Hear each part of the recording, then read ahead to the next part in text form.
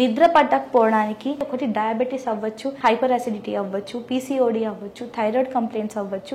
ఇవన్నీ కూడా చాలా కంప్లైంట్స్ ఉంటాయి నిద్ర పట్టకుండా ఉండడానికి. మేజర్గా మనం ఏంటి అని చూసుకుంటే ఇప్పుడు ఉన్న స్ట్రెస్ ఫ్యాక్టర్స్లో మెయిన్గా ఏ ప్రొఫెషనల్ వాళ్ళకైనా కూడా ఎక్కువ శాతం స్ట్రెస్ అనేది కామన్ అయిపోయింది. ఇప్పుడు ఆ స్ట్రెస్ ఫ్యాక్టర్ వల్ల మనకి చాలా కాంప్లికేషన్స్ దారితీస్తున్నాయి. ఆ వన్ ఆఫ్ ద కాంప్లికేషనే ఈ ఇన్సోమ్నియా అనే కండిషన్.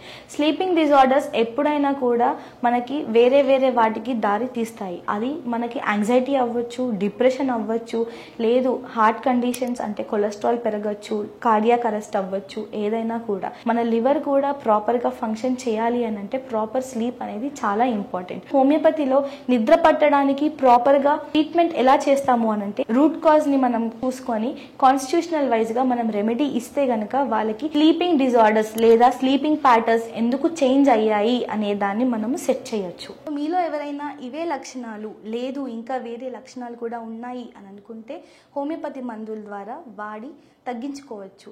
ఎవరైనా ఇలాంటి ఇబ్బందులు పడుతున్నారు అని అంటే డాక్టర్ కేర్ హోమియోపతిని సంప్రదించండి.